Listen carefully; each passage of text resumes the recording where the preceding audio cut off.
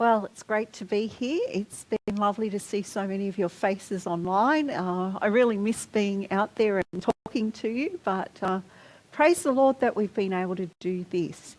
Have you enjoyed the student convention performances? I've loved them. I've missed being at student conventions, so it's just been wonderful to sit and listen to some of the things that happened at our online convention this year. So if you don't know me, my name's Kathy Fisher. I am the Chief Liaison Officer, that sounds very grand, doesn't it, for Accelerate Educational Ministry. I'm also responsible for training and quality assurance. So that's sort of what I do some of the time. And I'm going to talk to you today about autism and A.C.E. Now, the first thing that I want to tell you is that I am not an expert in this area by any means. The information that I've gathered is the result of my own research and experience, and also I want to acknowledge Mrs. Sandy Dawson, who is the Training and Conventions Coordinator of A.C.E, for quite a lot of this material. Sandy has had a huge amount of experience with special education students and is a wonderful source of great information. So first I want to start with a scripture. 1 Corinthians 12:24 and 25 says, "For our comely parts," that means our good parts, "have no need, but God hath tempered the body together, having given more abundant honour to that part which lacked, that there should be no schism or break in the body, but that members should have the same care for one another." So, let's get on with it. All children need to be seen as being made in the image of God, not valued for what they can and can't do, but based on their inherent value as human beings. All children deserve to get the help they need, be prayed for, and have the support of their family, church, and friends. Sometimes, dealing with the symptoms of a disorder like autism seems overwhelming to the child, the parents, and the school staff. Today, I hope to give you some basic understanding and some ideas that might help your students. We must always remember that the ultimate source of our knowledge and strength is Christ, and that our greatest resource is prayer. But we also need to understand and learn about autism as much as we can. So here's a few things about autism. The initial research into autism and Asperger's syndrome was done in the 1940s by Dr. Leo Kanner and Dr. Hans Asperger. But since that time, a lot of research has been done and many things have been written about autism and Asperger's during that time. So there's a wealth of information available. The term autism comes from the Greek word iaptos, which means self. So a child with autism is more looking inward than outward. Autism is a developmental disorder, not a learning limitation like dyslexia.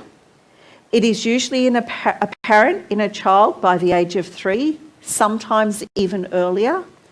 And many students with autism achieve extremely well academically or in other areas such as art or music. There is no one known cause of autism, just as there is not one type of autism. Autism is a spectrum with a wide variety of symptoms and severity levels. So it's not like having a physical or even a learning disability. It presents differently in different students. Currently, researchers believe that most cases of autism are caused by a combination of autism risk genes. They've currently identified 30 of these genes, and environmental factors influencing early brain development.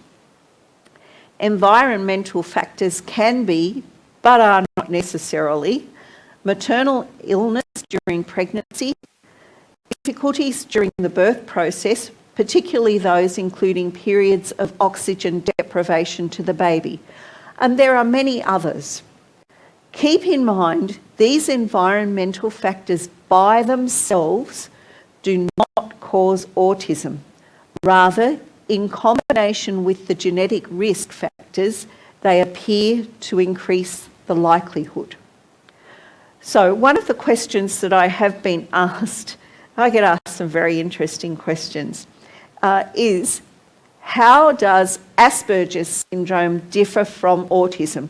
Now, there's big, long explanations and big, long medical things that if you want to know about, you can go and research them yourself. But this is the simple explanation. Initially, Asperger's syndrome was known as autism with speech. However, as the spectrum of autism has been widened and broken down into many levels, Asperger's syndrome has aligned more with high-functioning autism. So the main differences between Asperger's syndrome and autism would be children with Asperger's have IQs that fall in the average, above average ranges, and children with Asperger's do not show a significant delay in language development. Many other symptoms would be similar to those found in autism. Autism is a diagnosis that is more common today than ever before. The diagnosis of autism just 25 years ago was 1 in 10,000. Now it's approximately 1 in 88 children that will be diagnosed with autism or on the autism spectrum, with some countries as high as 1 in 43. It's interesting to note that it's far more in boys than in girls, with 1 in 54 boys diagnosed, but only 1 in 245 girls. So the prevalence in boys is 4 to 5 times higher than girls. But the prevalence of autism, diagnosed autism, continually on the increase. Okay, so what are some of the key factors that are considered in a diagnosis of autism? Well, some children do not talk. Around about 25% of children do not talk. Some talk, but in a scripted, monotone, or echo-like fashion.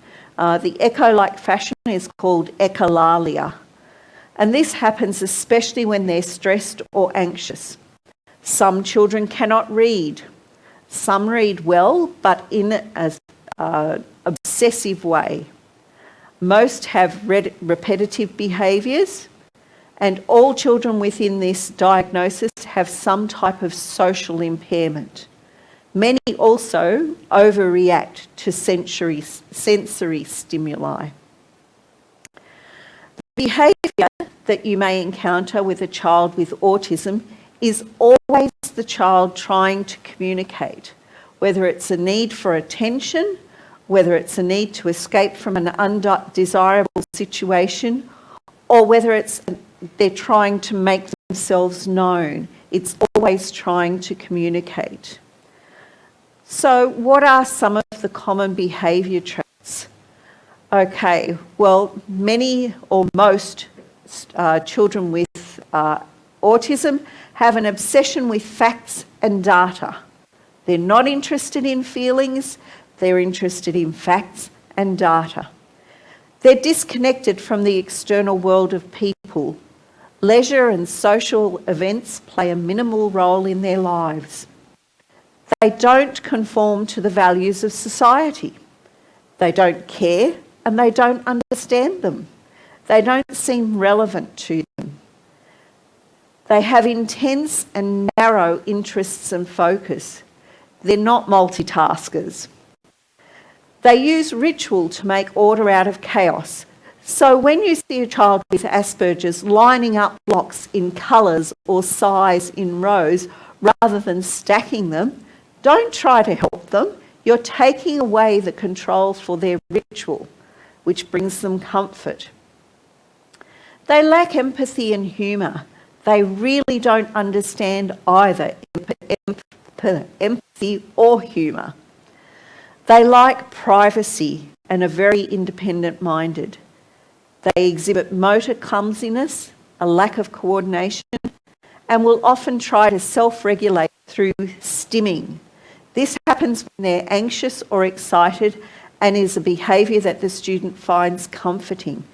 It may include flapping hands, rocking backward and forward, walking in circle, twirling hair, or finger tapping. And replacement behaviours can be taught using stress balls, rubbing hands together, or humming quietly. Don't try and stop them when they do the stimming behaviour. This is something that they need to do for their own comfort and to self-regulate. You've all heard the saying, if you've met one, you've met them all. Well, the saying for autism is, if you've met one child with autism, you've met one child with autism. It's important for supervisors and monitors to remember that all students on the autism spectrum are unique, and what defines one may not define another. While some autistic students are non-verbal, others have an unbelievable talent for things like music and art or math and science. And some are real talkers. Not very many, but some are. Students can move up the spectrum with proper therapy. They do not necessarily stay at their diagnosed level throughout their life.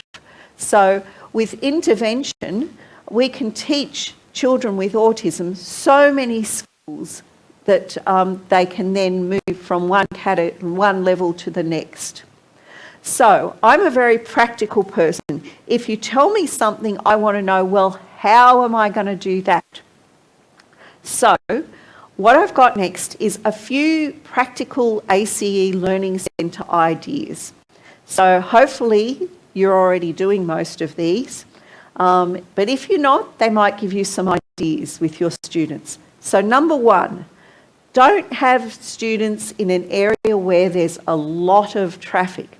So when you're allocating where the student is sitting in the learning centre, make sure this student is not sitting next to the door where everybody's going to be going in and out. Make sure they're not sitting next to the scoring station or right close to the scoring station where the students are going to go backward and forward. Don't sit them near a window that they can see through when they're seated at their office. This is for a couple of reasons. One, because it's a big distraction. And two, because it can often mean that there's a lot of light coming in, and many of these students are very, very sensitive to light. So talking about light, number two is have a desk lamp for them, not fluorescent. Fluorescent light can be very, very bothersome to students with Asperger's. But this can help with the lighting. You can experiment with different light bulbs to see what works best for your student. Now, many of them, as I said, they overreact to sensory stimuli. Light is a sensory stimuli. So if you have a very bright learning centre, this can be a big problem for your student with autism. A peaked cap or a visor can be helpful there if you can't change the lighting, or removing the fluorescence from directly above their office or, close to their office. And that is why a desk lamp is useful. Be aware of loud, continuous or background noise. Again, this is to do with sensory overload for them. And if they are in a place, or if there's something happening at your school that is going to be extremely noisy and you know this is going to affect your student, think about having some noise-reducing headphones that they can put on, and so it's not going to bother them so much. Now, we all love the bright colours in our learning centres, don't we? We love to see the bright colours, the posters, the pictures, but this can actually make your student with autism feel quite queasy. So soft colours, particularly in their direct line of sight in their office, no loud prints, bright coloured prints or pictures in their line of sight. It's very, very distracting for them, and it can put them on sensory overload. Be careful with smells. Smells, yes, again, another sense. So what smells might there be in your learning centre? Plants, flowers, food smells, perfume, cleaning products, other students. Think about where you're sitting your student with autism. Now, we all know, and I'm probably going to offend all the boys in the universe, but we all know that teenage boys can be quite smelly. So think about this when you're placing your student in their office, when you're working out. If you know that Johnny is going to come in from lunch and he's played basketball all lunchtime and he's going to smell not very nice, don't sit your child with autism next to him, because it will totally ruin his concentration. Now, what are some great things in the Learning Centre? All right, goal cards are fabulous because they give a concrete plan for the student to follow. But make sure that if you're making any changes to the goal card, that you talk to the student about it and you actually make the physical change on their goal card. These students run by rules. They understand rules. They don't understand when change happens and they're not given a reason for it. So goal cards are fabulous. I'll talk more about them, I think, later on today or tomorrow. The other thing that is really, really good to have in your learning centre are visual clues for these students. Have a visible daily schedule for the learning centre. Consider scheduling each class day the same way to form your own classroom routine, as studies have shown that consistent routine benefits all children, not just those on the autism spectrum. So, for example, you could have something on your wall that says, and I would suggest that you don't put times on these, because otherwise your autistic child is going to say to you, it's 12:33, we're 3 minutes late. Okay, so, but just have the sequence that things are going to happen in. For example, morning bell, line up at the door, come into the learning centre, turn your chair around in your office for devotions or opening exercise. Or if you sit on the floor, sit on the floor. Turn your chair around after devotions or opening exercises and start pace work. Morning break, do pace work. So you have a list of what is going to happen. But as I said, don't have the times, because the students might get agitated if we don't stick to the times. You can have organisational clues in their office. What do I do when I finish my work? Well, you can either do this with pictures or a list. Put your pace away, tidy your pencils, whatever it is that they need to do when they've finished their work. What do I do at the beginning of the day? Get out check your goal card, get out your first pace, work in your pace. And once the student gets into this routine, they'll need these visual clues less and less.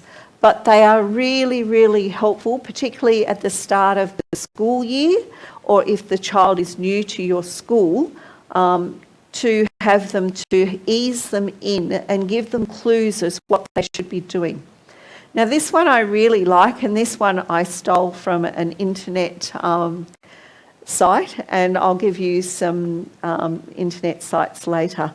But downtime cards, I thought this was a fabulous idea. I'm going to talk to you about downtime shortly. Have a downtime card for when the student needs some downtime. This means that if they're agitated, frustrated, upset, they don't need to communicate using language, because when these students get agitated and upset, their mind is just going at 1,000,000 miles an hour, and they often can't find the words to tell you what it is that they need. Now, you can guess, or they can have their downtime card that they can just pick up their card and give it to the monitor or the supervisor or however you work it out, but they don't actually need to communicate. I think that's a fabulous idea. I wish I'd had that for some of my students. I think it would have eased their minds a lot. Okay, PACE work. PACEs work really, really well with students with autism because they're visual learners. They need to see it to understand it. So the PACEs are also concrete learning. There's not a lot of emotion involved. You know, we're not going to ask them questions like, how did you feel about that? Because a child with autism is not going to be able to answer that question because they don't know how they felt about it. If the student really struggles with handwriting, and oftentimes children with autism struggle with their motor skills, and with coordination, handwriting can be very difficult. So it might be useful to have some e-paces in some subjects to reduce the amount of writing required. Now, having said that, they should still do some paper paces, as they do need to learn how to write and to be able to write clearly enough that it can be read. Scoring their own pace work also works well, as there's a right and a wrong answer in the score key. There's no in between, oh, this one might be right. No, it's either right or it's wrong. Students may become frustrated if they're getting too many answers wrong, so keep careful watch at the scoring station and intervene quickly before the situation can escalate. Some students may work very quickly through their paces, others may be slow. Adjust each student's goals accordingly. And remember, children with autism will be rule-oriented. If you put it on the goal card, they think that they must do it. So be careful not to overload these students. If you need to change the goal card, make sure you change it and explain to the student what you are doing and why you are doing it. Often using a fidget toy in their office or during story time or group activities will dramatically improve the learning and behaviour of students with autism. It can calm them, reduce stress and distractions, and increase learning readiness and good behaviour. There are many, many different types of fidgets available online, from stress balls to little wooden top things and all sorts of different things. You may need to experiment and see what works best for your student. This one should be for all students, but in particular for students with autism. Give clear instructions. If possible, have visual clues for the student, pictures, picture stories, pictograms, or a written list. If you are giving verbal instructions, repeat the instruction rather than changing or explaining the instruction. Now, what we often do is we give a child an instruction. Johnny, go and put your pace away in the your score key away in the drawer. Okay. Now, the child with autism might look at you or might just stand there. What they're doing is they're processing the language. So you then try and explain what you're doing, they have to then process that extra language. Whereas if you simply repeat what you've told them and give them time to process the language, they will more than likely understand. Once they've had time to process the language, something that I always used to do was ask them to tell you what they are going to do. This reinforces the instruction in the student's mind and makes sure that they're going to do what they were asked to do. Now this one I wish I knew too. Use logic to change behaviours rather than consequences. For example, if the student is continually calling out in the learning centre, talk privately with the student and explain that calling out is disruptive to the other students and it annoys them. Talk to the student about raising their flag and waiting for the monitor or supervisor when they need to say something. This works far better than negative consequences, as the student often can't relate what has happened with the consequence. Teach social responses, how to wait in line, how to ask for a pencil, how to congratulate a winning team, how to say sorry. Students with autism do not know these things. They have to be taught. And they do learn and understand them if they're taught. Now, downtime. Downtime should never be seen as a punishment. It must be a positive intervention. So, some ideas for downtime. Have a quiet corner. Have a quiet place where the children can go for downtime. A tent or a teepee can be a great idea as it softens the light and they only take up a small amount of room. Fill it with cushions and a mat to make it comfortable, and have a basket with each student with autism, for each student with autism, including some fidgets or tactile books. If you know the That's Not My Dinosaur or That's Not My Monkey books, that type of thing, because they have lots of different textures that can be really comforting to these students. Or put some puzzles in there. It's a really good idea to have a small snack or a drink included in their basket or where they can easily get them. Find out what this student likes. We said they often have a narrow focus. Do they like outer space, cars, drawing, music? You can have headphones for music. Do they like Lego? Most students with autism will have something that fascinates them. Use this to help them learn and to help regulate their behaviour. If it's dinosaurs, have information, books and toys about dinosaurs in their basket. This will help to distract them and to calm them. Don't forget that the onslaught of sensory details never stops for these students, and it can be exhausting. Sometimes a rest to settle and refresh them is all that is needed. And lastly, for the quiet corner, make sure that the student is supervised, even if it's just line of sight. You don't have to stand over them, but just make sure that you can see them. Some students will take their downtime as a walking break. For some students, just to walk up and down the corridor between subjects is enough for them to have settled their fidgets and be ready to go back to their office. Some may need a longer walk, perhaps have a walking circuit through your school that this student can follow.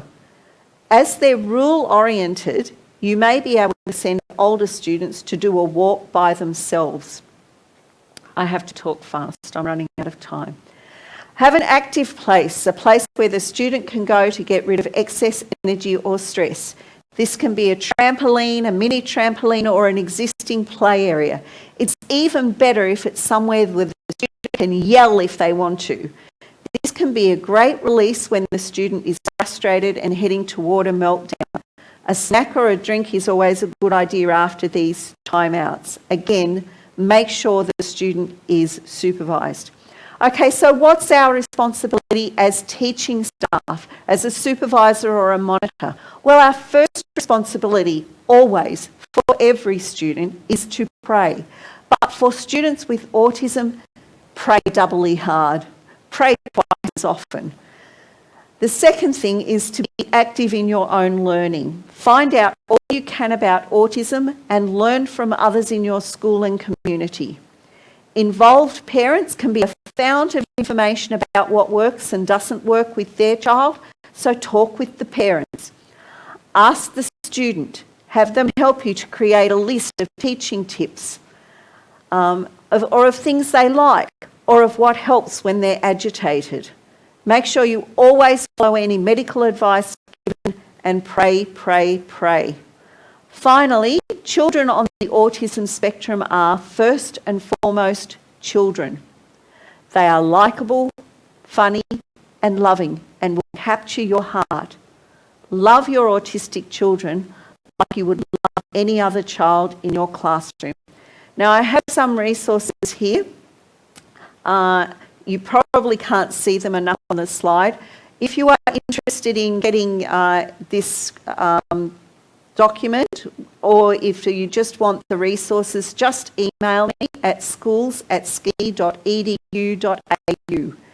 And God bless you all. Thank you.